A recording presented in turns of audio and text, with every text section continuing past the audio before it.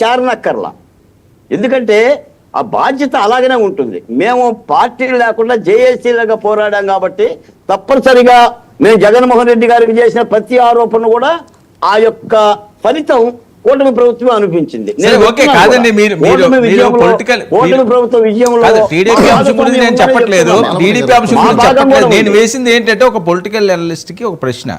కడపలో మహానాడు ఏమైనా వ్యూహమా, పొలిటికల్ వ్యూహమా?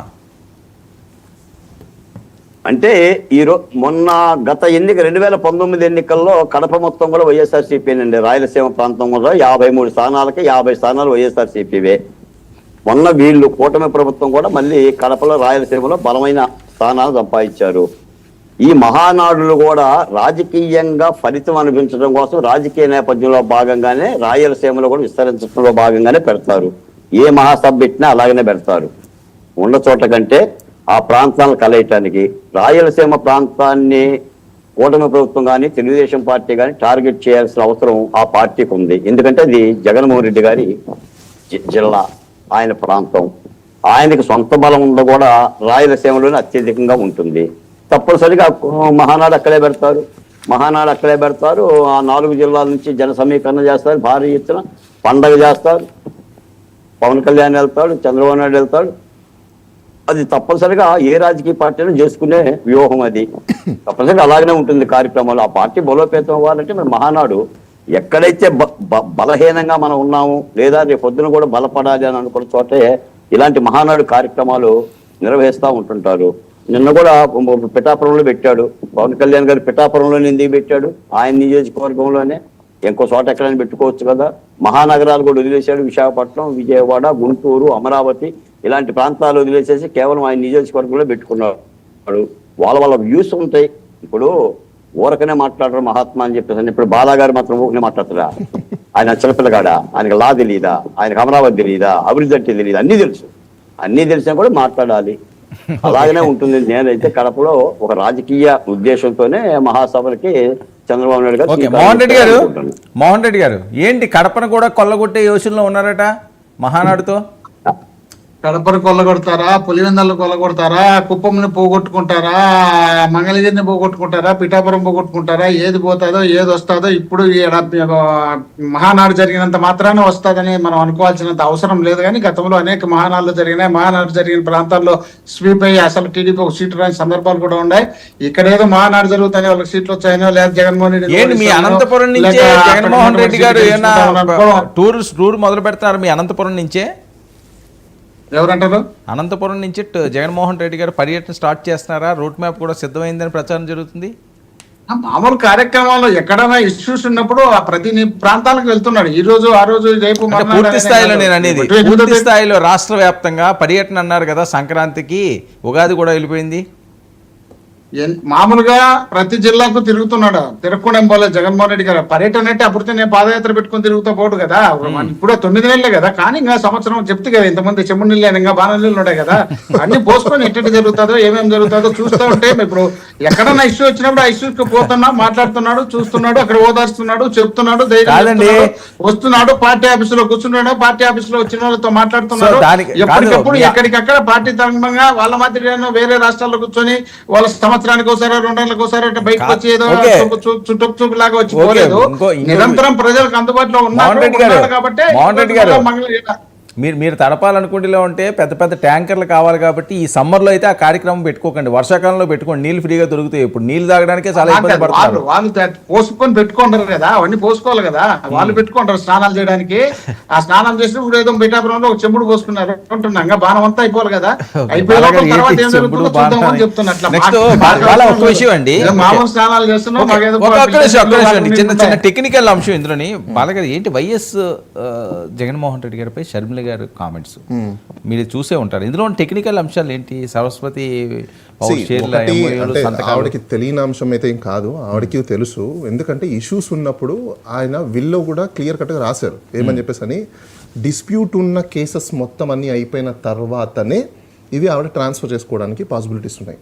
మరి అది ఎలా మేనేజ్ చేసుకున్నారా, చేసుకోలేదా, లేకపోతే ఏంటనేది ఇట్స్ టోటల్లీ టెక్నికల్ అంశం. ఆర్ఓసీలో నుంచి ఒక షేర్స్ ట్రాన్స్ఫర్ అవ్వాలంటే దానికి కొన్ని ప్రొసీజర్స్ ఉంటాయి.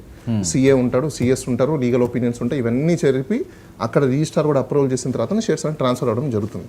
ఇప్పుడు వాళ్ళు రాసుకున్న అగ్రిమెంట్లో, ఇప్పుడు వీళ్ళు ఫైల్ చేసిన డాక్యుమెంట్లోనే పబ్లిక్లో ఉంది ఆ డాక్యుమెంట్.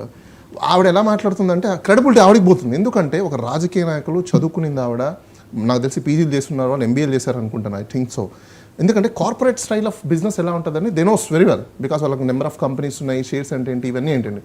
దీన్ని పబ్లిక్లో ఒక సింపతి గెయిన్ చేసుకోవడానికి తప్పనిచ్చి టెక్నికల్ ఆస్పెక్ట్స్లో అయితే ఆ విల్ ఇస్ క్లియర్ ఏమని చెప్పేసి అని ఈ కేసెస్ అన్నీ అయిన తర్వాతనే, డిస్ప్యూట్ అంతా క్లియర్ అయిన తర్వాత then it comes to the ratio ఏదో ఇచ్చారు వాళ్ళు 60-40% సంథింగ్ ఏదో రేషియో. ఆ రేషియో ప్రకారంగా వస్తుందని చెప్పినప్పుడు ఆ టైం వరకు వెయిట్ చేయాలి అంటిల్ ఫైనల్ అన్నారు. అంటిల్ ఫైనల్ అంటే ఏంటి, ఇదేమన్నా ఇష్యూ రేజ్ అవుతుందా?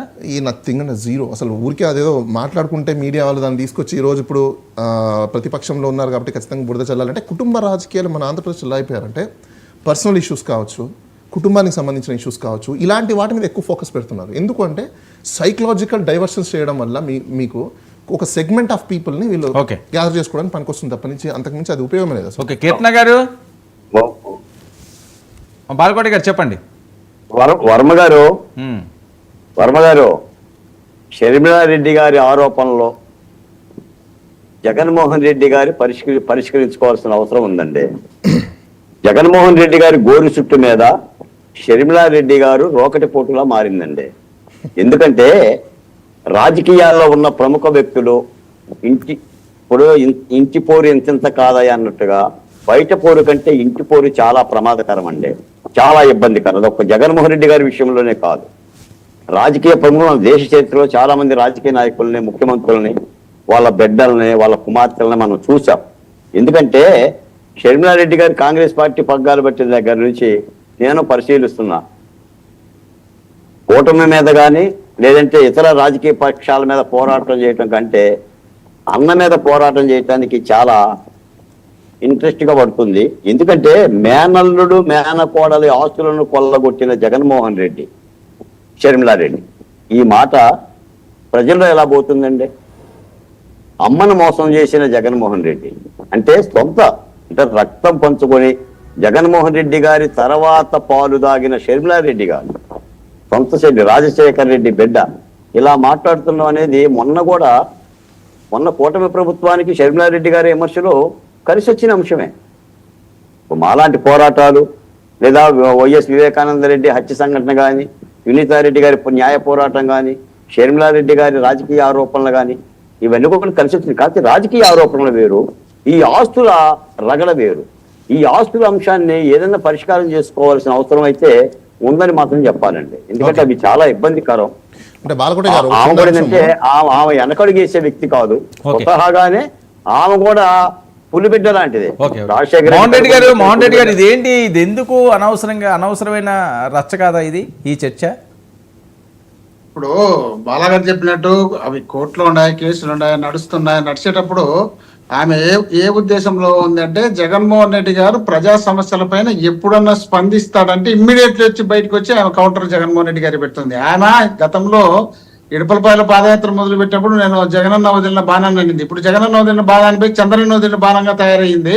చంద్రబాబు నాయుడుకి ఎక్కడ సమస్య వచ్చిందంటే ఇమ్మీడియట్లీ అక్కడ వచ్చేసి జగన్మోహన్ రెడ్డి గారిని టార్గెట్ పెడుతుంది తప్ప చంద్రబాబు నాయుడు గారిని ఊరగట్ల ఒక వరుడు అట్లా బయటకి ఇచ్చేసి మొత్తం జగన్మోహన్ రెడ్డి గారిని టార్గెట్ పెట్టి లాస్ట్ కుటుంబ వ్యవహారాలన్నీ తీసుకొచ్చి ఆడ పెడుతుంది. నువ్వు కాంగ్రెస్ పార్టీలో ఒక పార్టీ అధ్యక్షురాలుగా ఉన్నావు, జాతీయ పార్టీ అది, జాతీయ పార్టీలో నిన్ను నమ్మి వాళ్ళు నీ చేతిలో పార్టీ పెట్టారు. నువ్వు పార్టీ పటిష్టత కోసం పనిచేయకుండా జగన్మోహన్ రెడ్డి గారి డ్యామేజ్ కోసం నువ్వు ప్రయత్నం చేస్తే నీ పార్టీ జీరో అయిపోతుంది. కాంగ్రెస్ పార్టీ ఎంతో కొంత ఏమైనా పుంజుకుంటుందని నేను కూడా అనుకునేవాడిని. ఇప్పుడు ఆయన వచ్చిన తర్వాత ఉన్నది పార్టీ కూడా జీరో అయిపోతుంది. ఇలాంటి కల్లిబుల్లి మాటలు చెప్పుకుంటూ వచ్చే జనం నమ్మే పరిస్థితిలో లేరు. జగన్మోహన్ రెడ్డి గారు కేసులు క్లియర్ అయిన తర్వాత ఆమె ఆస్తులు ఏమేమి ఉన్నాయో ఆస్తులను ఇచ్చేదానికి ఒక చెంబు నీళ్ళు అట అది పిఠాపురంలో పోసారట, అలాగా పోసుకుంటూ వస్తారట జగన్మోహన్ రెడ్డి గారు. ఎక్కడంటారు? కానీ మీరు అడగాల్సిన పాయింట్ ఏంటంటే, వైసీపీ వాళ్ళని సంక్రాంతికి వస్తానన్నాడు, 26కా 27కా అది కనుక్కోండి ఫస్ట్. సంక్రాంతి